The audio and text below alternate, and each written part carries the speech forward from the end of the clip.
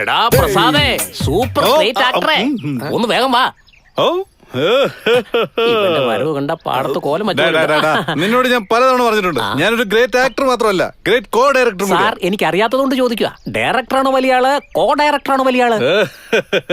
എല്ലാവർക്കും തോന്നുന്ന സംശയമാണ് നിനക്കും തോന്നിയത്. എന്നാ കേട്ടോ, ഡയറക്ടർക്ക് എത്ര അക്ഷരമാ? Director 4 അക്ഷരമുണ്ട്.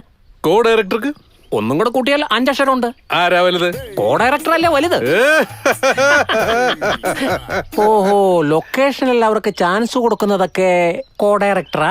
No no no no no, ലൊക്കേഷനിൽ ക്യാപ്റ്റൻ ഡയറക്ടർ. ആ ഡയറക്ടറുടെ ക്യാപ്റ്റനാണ് കോ ഡയറക്ടർ. അങ്ങനെയാണെങ്കിൽ മോഹൻലാലിന്റെ പടം ഡയറക്ട് ചെയ്യാൻ വേണ്ടി തനിക്ക് അവസരം തന്നായിരുന്നോ? മോഹൻലാൽ മാത്രമല്ല, മമ്മൂട്ടി, സുരേഷ് ഗോപി, ദിലീപ്, പൃഥ്വിരാജ്, ഇവരുടെ എല്ലാം ഓഫീസിൽ നിന്ന് ഞാൻ തന്നെ അവരുടെ അടുത്ത പടങ്ങൾ ഡയറക്ട് ചെയ്യണമെന്നും പറഞ്ഞു വിളിയോട് വിളിയായിരുന്നു. അപ്പൊ നീ എന്താ പറഞ്ഞേ? നോ എന്ന് പറഞ്ഞു. കാരണം എടുത്തു ചാടി യെസ് എന്ന് പറഞ്ഞു കഴിഞ്ഞാ പിന്നീട് സമയക്കുറവ് മൂലം നോ എന്ന് പറഞ്ഞാൽ അത് ശരിയാവില്ല. അതുകൊണ്ടാണ്. അത്രയ്ക്ക് ബിസി ആവാൻ വേണ്ടി നീ എന്താ അടുക്കളയിലെ പാത്രങ്ങൾ തേച്ച് മെഴുക്കുക? എന്റെ മോന് പരീക്ഷയുണ്ട്. അല്ല, എന്തിനാ പഠിക്കുന്നത്? MBBS-നാണോ അതോ ബിടെക്കിനാണോ?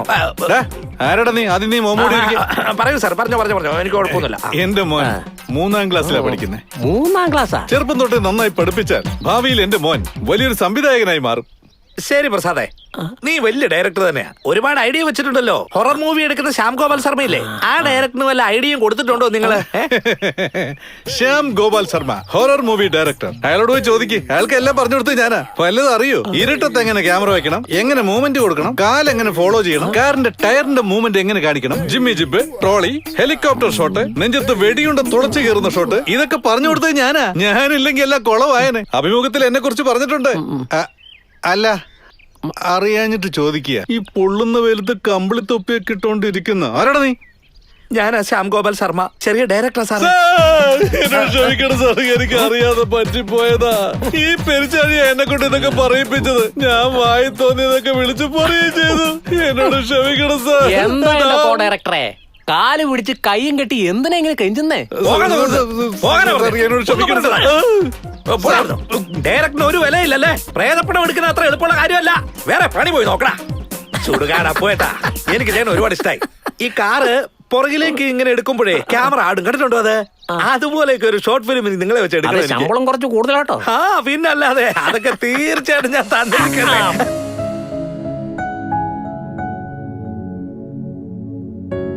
മോളെ ഐശ്വര്യേ, എഴുന്നേക്ക് മോളെ, എഴുന്നേക്ക്. എനിക്ക് ഇനി ഉറങ്ങി മതിയായില്ല ചിറ്റ, ഞാൻ കുറച്ചു നേരം കൂടി ഉറങ്ങിക്കോട്ടെ. മോളെ, പൂജ കഴിയട്ടെ, എന്നിട്ട് എത്ര നേരം വേണമെങ്കിലും ഉറങ്ങിക്കോളൂ. ആദ്യം നീ ഒന്ന് പോയി കുളിച്ചിട്ട് വരൂ. ഇനി എത്ര നാളെ കൊണ്ട് ഈ പൂജയൊക്കെ? ഞങ്ങൾ ചെയ്യുന്ന പൂജയെല്ലാം നീ വേഗം സുഖം പ്രാപിക്കാനല്ലേ മോളെ? നിന്റെ അച്ഛനോടും അമ്മയോടുള്ള ദേഷ്യത്തില് ആ മായാമോഹിനി ചന്ദ്രമുഖി ബസിന്റെ രൂപത്തിൽ ഒന്ന് ഇടിച്ചു കൊന്നേ.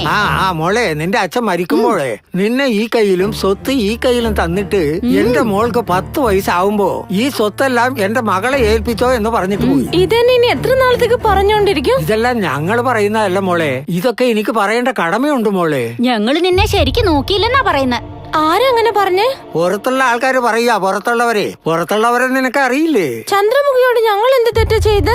എന്താ ചെയ്തെന്ന് വെച്ചാ എന്താ ചെയ്ത്? ആ രാജാവിനോടൊപ്പം ചേർന്ന് ചന്ദ്രമുഖിയെ കൊല്ലാനുള്ള യാഗം നിന്റെ അച്ഛനാ ചെയ്ത്. ചന്ദ്രമുഖിയെ കൺഫ്യൂസ് ആക്കി ആ രാജാവിന് പകരം ഒരു പാവയെ കത്തിച്ച് ചന്ദ്രമുഖിയെ വാശി കയറ്റി ദേഷ്യം പിടിപ്പിച്ചു നിന്റെ അച്ഛൻ. ചന്ദ്രമുഖിയെ പറ്റിച്ച വിവരം എങ്ങനെയോ അവള് മനസ്സിലാക്കി അവര് രണ്ടാളെയും കൊന്നു കളഞ്ഞു. ഇപ്പോ നിന്നെയും കൊല്ലാൻ വേണ്ടി ശ്രമിച്ചോണ്ടിരിക്കുക. അപ്പൊ ഇതിനൊക്കെ ഞാൻ എന്താ ചെയ്യണ്ടേ? നീ വേഗം പോയി കുളിച്ചിട്ട് പൂജയിൽ ഇരിക്കാൻ നോക്ക്, അല്ലെങ്കിൽ ആ ചന്ദ്രമുഖി വരുമോളെ. മെല്ലെ മെല്ലെ മെല്ലെ മെല്ലെ മെല്ലെ പയ്യെ പയ്യെ പയ്യെ പയ്യെ പോയി കിട്ടി.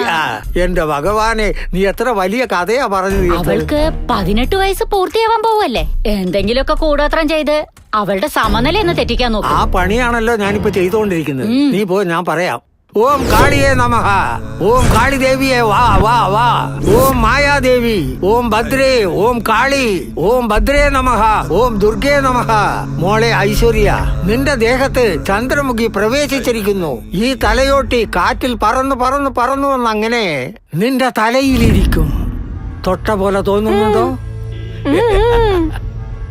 ഇപ്പൊ ഈ എല്ല് പറക്കുന്നത് കാണാം. ഓം ചന്ദ്രമുഖി നമഃ നമഃ. തൊട്ട പോലെ തോന്നുന്നുണ്ടോ? മോളെ ചന്ദ്രമുഖി, ഇവളുടെ കോപം മാറുവാനും പാപ പരിഹാരത്തിനുമായി ഇപ്പൊ നിനക്ക് രക്തദർപ്പണം ചെയ്യുവാൻ പോവുകയാണ്. കൈ നീട്ടു. ഒന്ന് നിർത്ത്. നിങ്ങൾ എന്ത് പടിയാ കാണിക്കുന്നേ? എല്ലാവർക്കും വട്ടായോ? ചേട്ടാ ഇവരെന്നെ വെച്ച് പൂജ. ഐശ്വര്യ, നീ അകത്തേക്ക് പോകൂ. അവളെ കൂട്ടിട്ട് പോകും. ഐശ്വര്യ പോകേണ്ടത് ഉള്ളിലോട്ടല്ല, പുറത്തേക്കാ.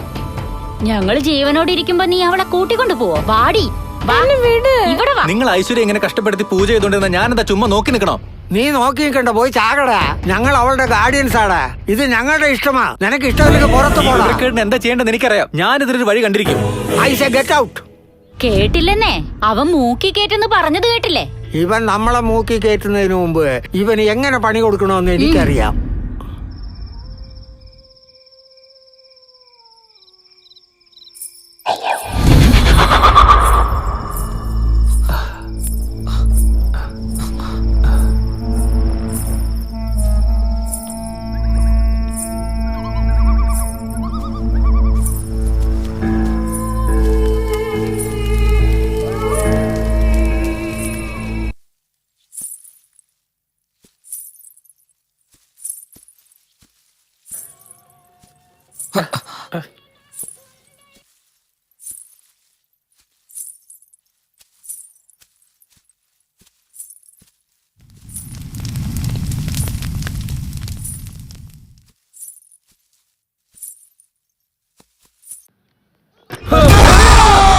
എന്ത് പറ്റണം?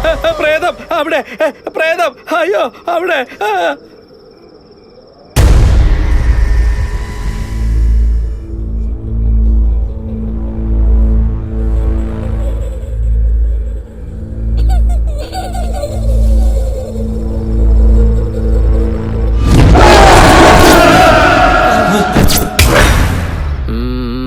അപ്പൊ സിനിമ ഇൻഡസ്ട്രിയുടെ അവസ്ഥ അതാണെന്ന് സാരം. ഒന്ന് പോടാ, നല്ല സൂപ്പറായിട്ട് പോകുന്നുണ്ട്. ഞാനും ലാലേട്ടനും ഡാ, നിങ്ങൾ എല്ലാത്തിലും കശാപിശയാണെന്ന് അറിയാം. രണ്ടിന് പോകുമ്പോൾ ഒരുമിച്ചാണോ പോകുന്നത്? 2 ദിവസമായിട്ട് ശ്രമിച്ചു നോക്കുക, പക്ഷെ വരുന്നില്ല. അത്രയുള്ള പ്രശ്നം. ഇങ്ങോട്ട് നോക്ക്, ആ നിൽക്കുന്ന ചെടി കണ്ടില്ലേ? ആ ചെടിയിൽ നിന്ന് 4 ഇല മാത്രം എടുത്ത് കഴിക്ക്. എല്ലാം 4 വഴിക്ക് പോകും. കഴിച്ചു നോക്ക്. എനിക്ക് 2 ദിവസമായിട്ട് വയറ്റിളക്കം പിടിച്ചിരിക്കുക സാർ.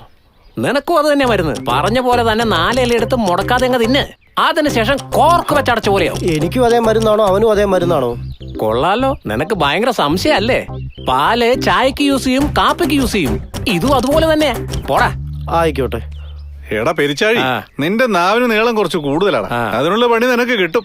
ഇത് ജനിച്ചപ്പോഴേ കിട്ടിയ സംഭവം എങ്ങനെ മാറാനാ? നാക്കുള്ള വേറെ ഏതെങ്കിലും ഒരുത്തം വരണം. വേറെ ആരും വേണ്ട, ഞാൻ നിനക്ക് പണി തരാം.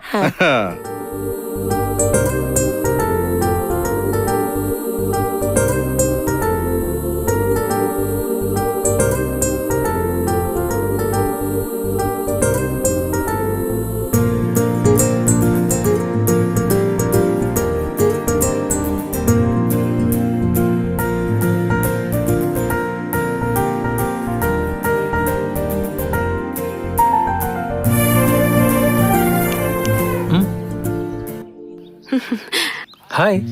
എന്നെ കുറിച്ച് ആലോചിച്ചിരുന്നിട്ട് ഞാൻ വന്നിട്ട് അറിഞ്ഞില്ലല്ലേ? ഞാൻ ആലോചിച്ചോണ്ടിരുന്നത് ഇയാളെ പറ്റിയല്ല, റിസർച്ചിനെ കുറിച്ചാ. ജസ്റ്റ് കേട്ടെ. അതൊക്കെ പോട്ടെ. ഇന്ന് നമുക്ക് റിസർച്ചിനെ പറ്റിയും ചെടിയെ പറ്റിയൊക്കെ സംസാരിക്കാതെ വേറെ എന്തെങ്കിലും സംസാരിക്കാം. അപ്പൊ നമ്മളെ പറ്റി സംസാരിക്കാം. ഇയാളുടെ കോളേജിൽ പഠിത്തമൊക്കെ കഴിഞ്ഞതിന് ശേഷം ഇയാൾ ജോലിക്ക് പോവോ അതോ കല്യാണം കഴിക്കുവോ? ഈ ചെടിയെ പറ്റിയൊക്കെ റിസർച്ച് ചെയ്യുന്നത് ഒരു ജോലി കിട്ടാൻ വേണ്ടിയാ. ഇക്കാലത്ത് ജോലിയുള്ള പെൺകുട്ടികൾക്ക് ഈസി ആയിട്ട് കല്യാണം കഴിക്കാൻ പറ്റും. അങ്ങനെ നിങ്ങൾ വിചാരിക്കുന്നില്ലേ? കല്യാണം എന്ന് പറഞ്ഞാൽ തന്നെ ശമ്പളം എത്രയാ, സ്ത്രീധനം എത്രയാന്നൊക്കെ ചോദിക്കത്തുള്ളൂ. അങ്ങനെയുള്ള ആൾക്കാരുണ്ടായിരിക്കാം, പക്ഷെ ഇയാളെ കെട്ടാൻ വേണ്ടി സ്ത്രീധനം പോലും ആരും നോക്കില്ല. അങ്ങനെ ആരെങ്കിലും ഉണ്ടാവോ? അങ്ങനെ ആരെങ്കിലും ഉണ്ടാവുമെന്നോ? ഇയാളെ കണ്ട എല്ലാം വലിച്ചെറിഞ്ഞ് കൂടെ വരും. മതിയെന്നേ, തള്ളിയതൊക്കെ ഒന്ന് മതിയാക്ക്. അതുപോട്ടെ, എന്റെ കാര്യം അവിടെ ഇരിക്കട്ടെ. നിങ്ങളെ കുറിച്ച് പറ. എന്റെ ബാക്ക്ഗ്രൗണ്ട്, എന്റെ ഫ്രണ്ട് ഗ്രൗണ്ട് എല്ലാം ഇവിടെ തന്നെയല്ലേ. എന്റെ PhD പഠിത്തം കഴിഞ്ഞാ പിന്നെ ജോലിയൊക്കെ നോക്കി ഇവിടെ തന്നെ സെറ്റിൽ ആവാനാ പ്ലാൻ. ഞാൻ ചോദിച്ചത് നിങ്ങളുടെ ജോലിയെ പറ്റിയല്ല, നിങ്ങളുടെ കല്യാണത്തെ കുറിച്ചാണ്. നിങ്ങൾ എങ്ങനത്തെ പെണ്ണിനെയാ കല്യാണം കഴിക്കണമെന്ന് ഉദ്ദേശിക്കുന്നത്? ഞാനിപ്പോ സത്യം പറയണോ അതോ കള്ളം പറയണോ? അതെന്തിനാ? സത്യം പറഞ്ഞാ മതി. ഒറ്റ വാക്കിൽ പറയുകയാണെങ്കിൽ ഇയാളെ പോലൊരു പെൺകുട്ടിയെ കല്യാണം കഴിക്കണമെന്ന് എനിക്ക് ആഗ്രഹം. ശരിക്കും പറഞ്ഞ ഇയാള് തന്നെ എന്റെ ജീവിതത്തിലോട്ട് വന്ന എന്നെക്കാൾ ലക്കിയായിട്ടുള്ള ഒരാൾ ഈ ലോകത്ത് വരെ ഉണ്ടാവില്ല.